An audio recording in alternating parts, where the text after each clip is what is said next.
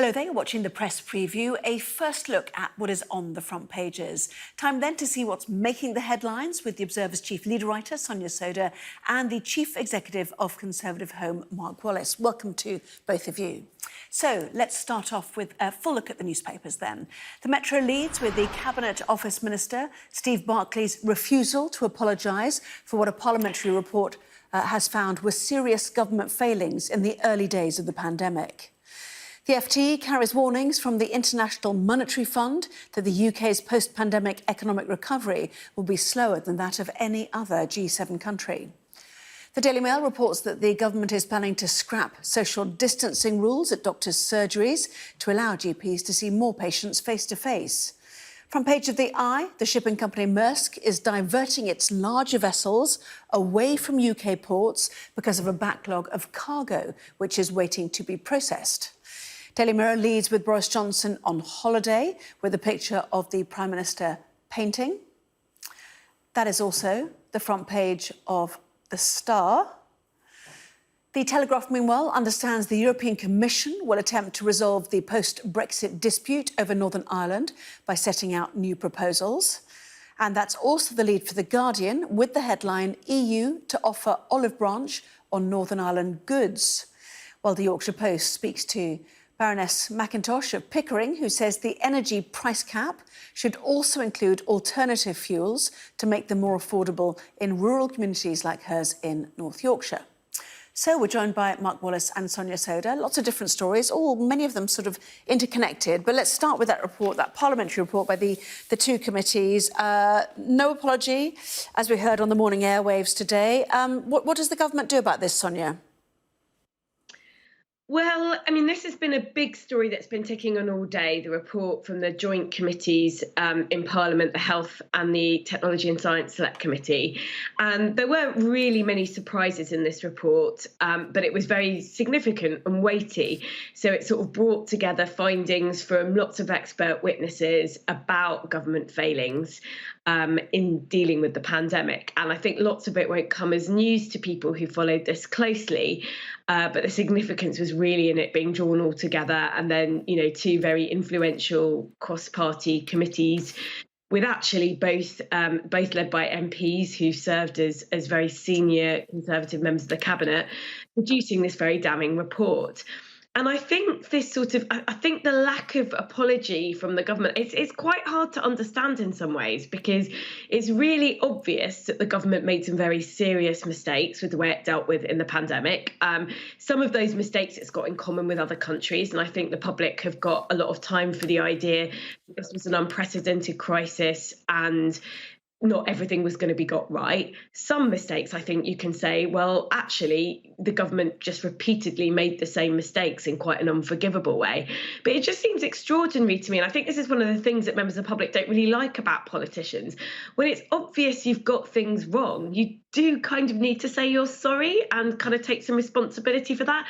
And that has been really missing from ministers' response today. Now, there's all sorts of political reasons why you may not want to be caught kind of in an interview with the Today programme or with another programme saying, caught saying that you're sorry. But I just don't think that makes sense to the public, given the findings. So I think it's one of those things that just comes across as very cynical media management by a government, when actually it's blatantly obvious the government got some quite serious stuff wrong. There's stuff actually that the government got wrong, which was the Prime Minister not really learning from mistakes earlier in the pandemic. It's not a surprise that a very weighty report came out and said that. So why not just accept some responsibility and say you're sorry? Yeah, I mean, it's interesting, isn't it? I mean, we heard them clearly all the way through. I mean, first of all, we all followed it closely because we all lived it. But secondly, the government had that excuse of we were following the science right from the get-go, as if they were waiting to have that, in their back pocket, ready for days exactly like today. It does not excuse the fact, though, that they were simply asleep at the wheel with almost what looked like zero planning in January, February and March, which led probably to that delayed lockdown and excess deaths, as we heard today, Mark. Are there any excuses? Well, there may be reasons, but they ought not to be excuses. The fact is, one of the reasons why a report like this happens, and the first of what I expect will be several reports and inquiries of various different sorts, is to find out the reasons, firstly, the detail of what went wrong, when and why. Secondly, what went right, when and why, and thirdly, the reasons and therefore how you can try and resolve some of those things. I don't think it's the case that when they were talking in the early months of the crisis about following the scientific advice, they were using that as an excuse. Frankly, this report finds in the early months that they did follow the scientific advice, which I think, as I recall, in that time there was pretty general outcry for them to do so.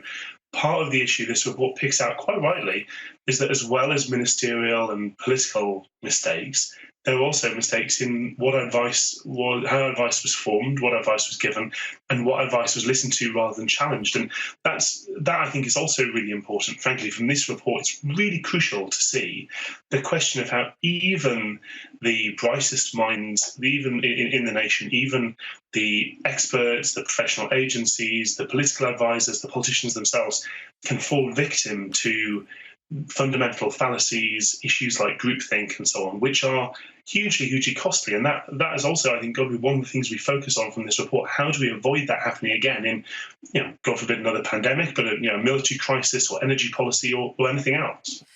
But even now, we are accepting far higher death rate and far higher caseload than our European neighbours, for example. 181 people dead in the last 24-hour period, 38,250 cases. And this call in The Guardian and elsewhere, all day today for this full public inquiry to be heard earlier. We still don't have the appointed judge, of course, and many suggesting maybe not the families, but many suggesting this should be a lessons learned inquiry and not a finger-pointing exercise. Sonia? Well, I think that's the whole point of running an inquiry like this. It really is to learn the lessons and do things differently going forward. And actually, I think that's why the quicker you have inquiries like these, the better. I think there are some really important learnings that come out of the Select Committee report, but there's nothing quite like an independent inquiry that is led by a judge. I mean, I think the danger is with this is that if it takes a really, really long time to set up, that there will be long-term lessons, but actually we're still in the middle of this pandemic. There is still lessons that could be learned that actually could be applied in like 1 month, 2 months. So I do understand the calls for this to be brought forward, and I think it is really important that it is. Particularly, I think the families, and we've seen lots of the families who've been bereaved out talking on the airwaves today. I think some of them have been quite upset about this report. I understand why, but because it's focused on the positives as well as the negatives. So it's focused on the positive nature of the vaccine programme. And, personally, I think it is important to acknowledge what's gone well as what's gone badly. But I can see why if you've lost a relative in the early stages of this pandemic or even later on, and it was down to government failings, why that might not feel like it strikes quite the correct tone. But I think this is another reason why families are pushing for this inquiry to be brought forward. And I don't really see the reason why it needs to wait until next spring. We're not in kind of urgent crisis mode right now as we speak, and it just feels like, why put off learning the lessons, because we just never know what's around the corner and when we might need to apply these lessons. The government always said as well all the way through that any action they brought had to be balanced with the economic impact, which takes us to the Financial Times. And the UK recovery will lag behind other advanced nations, they suggest.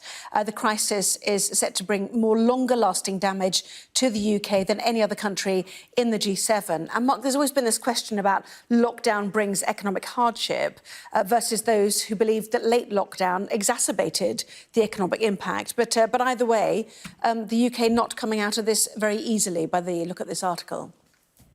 Yeah, I mean, ultimately, the reason for economic damage through all of this, in its most fundamental level, is that there's been a global plague. But the question is, reflecting on just what Sonia was rightly saying about the things in inquiry for example, should look into is how do you weigh these different elements, different aspects? Because if you, when the virus running completely rampant obviously does huge economic damage.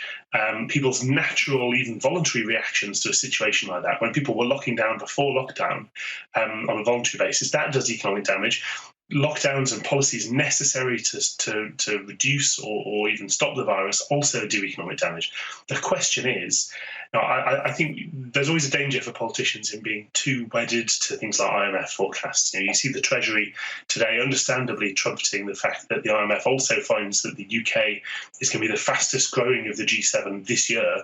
They cling on to the good bit, but then the same report, if you give that credibility, then the same report also points to this scarring over the longer term. So, I hosted an event last week at the Tory conference, with some of the members of the Science and Technology Committee, a professor of behavioural psychology at the LSE, talking about exactly this question: how do you get the right evidence, the right advice? How do you weigh it all up? And that, I'm afraid to say, including some of our colleagues in the media, is something that's continuing to prove extremely challenging in how you see your way through and out of this crisis. Well, I mean, in many respects, the crisis continues in its own vein, doesn't it? Not that crisis, but the multiple crises facing the government. Let's just show the FT once again. And this is the world's largest shipping company, which is now diverting its containers away from Britain's biggest port, which is suffering one of the world's worst backlogs of containers being offloaded from ships because of a shortage of truck drivers. It's making a number of the newspapers too. It's got it on the front page of the Daily Telegraph as well. So we will talk about that, no doubt, more a little bit later on. Ships unable to dock and unload goods for Christmas, all part of the H2E drivers, the sort of vacancies issue. Plenty more still to come, including the issue of Brexit and its impact on Northern Ireland. Back on the agenda. We'll discuss that next. Well, welcome back. You're watching the press preview. With me now, Mark Wallace and Sonia Sodah. Welcome back to both of you. Two newspapers leading once again on Brexit and Northern Ireland. Is it the end of sausage wars as we know it, Mark, do you think? Well, it certainly seems to be getting there. More importantly, and more remarkably, what we're seeing with some of these reports, for example, the Telegraph's report that the EU is set to offer some kind of new deal over Northern Ireland, is what this is creeping closer to is, do you remember the term, dare I say it, MaxFac, maximum facilitation, something that was described by the EU as negotiators a couple of years ago as being magical thinking, impossible, the idea that you couldn't use new initiatives in order to reduce or eliminate checks on goods going from the UK into Northern Ireland, or somehow it would make the single market collapse. And now the EU, in response to David Frost's request, seems to be proposing just about exactly that. So the protocol intended to ensure that the border between Northern Ireland and the Republic of Ireland stays open, following along the lines of the Good Friday Agreement, while at the same time protecting the EU single market, which we heard Lord Frost obviously complain that they are having to police a border right through their own nation today. But the need for checking on goods crossing to Northern Ireland from the rest of the UK has led to tensions, and the Telegraph and the Guardian suggesting under the proposals from Brussels up to 50% of customs checks on goods would be lifted, and the figure is even higher for controls on meat and plants, which has been the sticking point. Question is that far enough, do you think, Sonia? It's hard to say, because I think the UK are playing really hardball on it. And Mark just referenced there David Frost's request. I think that's quite a polite way of putting it, really. I think what it's really important to make... I think what it's important to recognise is that the sort of Northern Ireland Protocol, as it stood, it involved really significant amounts of compromise on both sides. It was quite a hard-struck compromise, and now we're in a position where the UK is saying we signed this up. So we signed up to this 2 years ago. We knew what it involved.